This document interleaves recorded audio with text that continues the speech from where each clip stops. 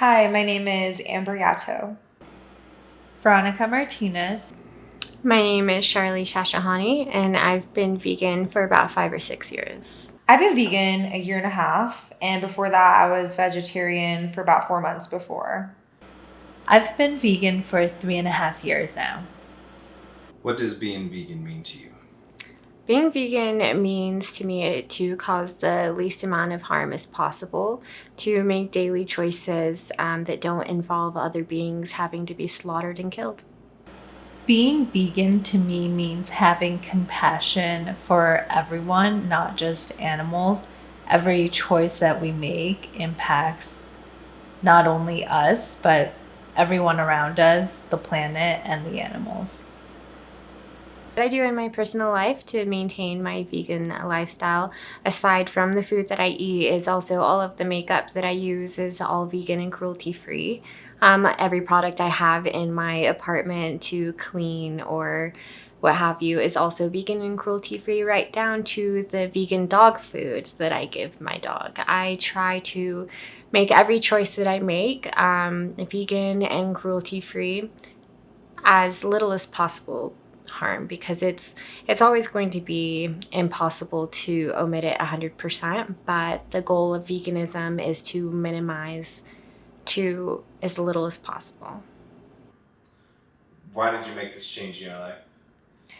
So I was originally inspired by my younger sister Kira. I became vegetarian first, but after watching a video on YouTube with her, The Best Speech You'll Ever Hear by Gary Yourofsky, I actually made the switch on Christmas Day out of 2019. So never looked back since. When I made this change, it was for health reasons. I wanted to be healthier and lead a healthier lifestyle, but I realized that you can also be vegan and be unhealthy. So I transitioned to a more whole foods plant-based diet. Some of the benefits for everyone to become vegan, not only obviously for the animals, because you're saving animals' lives every time that you choose to eat a plant-based diet, but also there are a lot of health benefits, like you reduce your chances of cancer, heart disease, a lot of different things, obesity, by a lot. And also the environmental reasons. If you consider yourself an environmentalist at all, then you should also be vegan, because animal agriculture is the leading cause of climate change. Explain some of the health benefits of becoming vegan. Some of the health benefits to being vegan is preventative health. You can prevent many diseases, including heart disease, type 2 diabetes, obesity, which is one of like the top or three of the top chronic diseases that we have here in America. Considering yourself an activist, how do you promote being vegan to the public? I promote veganism to the public pretty much in every way I can. I started on Instagram last summer and started making posts about that. I joined a couple different activism groups here, Anonymous for the Voiceless, and I did some Cubes of Truth with them, Direct Action Everywhere, also known as DXE. But yeah, me and my friend Shar, the other vegan activist, we created a Denver animal activism group. So we've had a lot of success there, but I find any way to do activism. I sticker at stores or on the streets, on a street lamp I see. Also do something known as dating activism, but yeah, any way I can, really. Explain the ill treatment of animals that you fight against every day. It's hard to think about what happens to the animals, but it's truly horrific. And every single industry there is not one industry that's safe from it. I know that we've been sold the lie that milk only comes from happy cows, but that's not the truth. Milk comes from mothers. They are raped and they are forced to have their babies, and then their babies are taken away from them the moment that they're born, because their milk is for humans, not their babies. Doesn't make sense. And so if that baby is a little boy, then he is going to become veal. If that baby is a little girl, then she is going to get put back into the system and raped over and over, forced to have babies and have them taken away from them and live in agony and pain. And it's just not right. And that's just one industry I could go on. What made me commit was seeing the trauma that the animals go through just for us to get food on our plate. I watched many documentaries where I cried, seeing the truth behind it and knowing that these animals don't have any freedom. They don't get to naturally reproduce. They are inseminated with semen and immediately get their babies taken away. And I thought that is just so cruel, and I can't, I don't approve of that way of life. It was really sad to see, and also seeing the cosmetic industry when they test on rabbits and beagles. That was also very heartbreaking to know that they do that to these animals. I'm a pet lover. I have always been a pet lover, and I've grown up with dogs all my life. And I can't imagine having one of them be treated in that way. That would really break my heart. And seeing all those videos, I couldn't help but cry.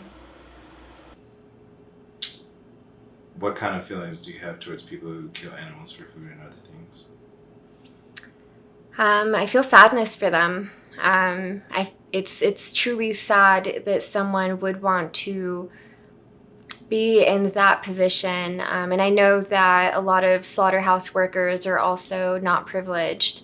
And it's sad that they sometimes, that's kind of the only option that they have. But if we could turn all of those slaughterhouses into farms to grow crops or to grow grains for human beings, and they could work on those farms growing crops and not having to slaughter beings, I think that would be a lot better. And I mean, it's just a sense of losing your empathy whenever you are working those positions. There's just no way that wouldn't leak into your everyday life and cause PTSD possibly. Where do you learn the information you use to protest? I learned my information from every source I can. I love documentaries, so I've watched What the Health, Cowspiracy, Earthlings, Game Changers is good. But yeah, apart from that, I love reading, social media, PETA, organizations like that. Just anywhere I can learn. Podcasts, always looking for new information. One way you can start by eating more vegan options is just buying more fruits and vegetables. I recommend buying a vegan cookbook or doing some research on spices so you know how to season your veggies and really cook them to your liking so that you're able to eat them more often. And if you're eating out, a lot more restaurants now have vegan options. For someone who is interested in becoming vegan, I would say just look up some recipes online. There are so many resources now. You can do a 21-day vegan where every day you have a coach that reaches out to you and helps you through it. They help you with what meals you can eat. I would recommend to find your favorite meal and try to veganize it and experiment with different products, because the great thing nowadays is that we have so many different vegan products that we can choose from. We don't just have one thing that you either eat this one disgusting vegan product or you eat the alternative that murders animals. You have so many things to choose from, and I just recommend that everyone experiment and look up recipes online. YouTube is a great resource for what I eat in a day type of videos also. Follow some influencers as well. What message would you send to people on the fence about whether or not to become vegan?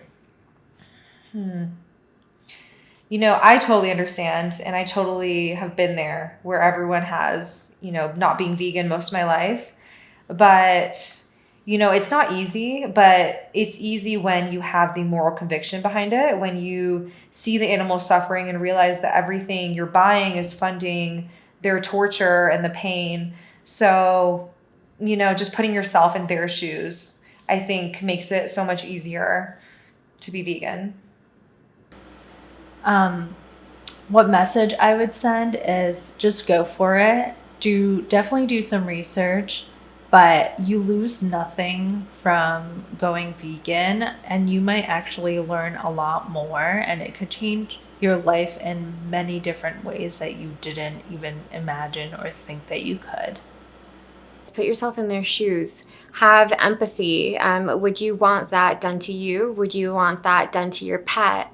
A really good documentary, I think, to watch is going to be Dominion. I highly recommend that everybody watch Dominion the full way through. And if after watching that, you can tell me that another being's life does not matter and your 15 minutes of eating something does, then we can talk.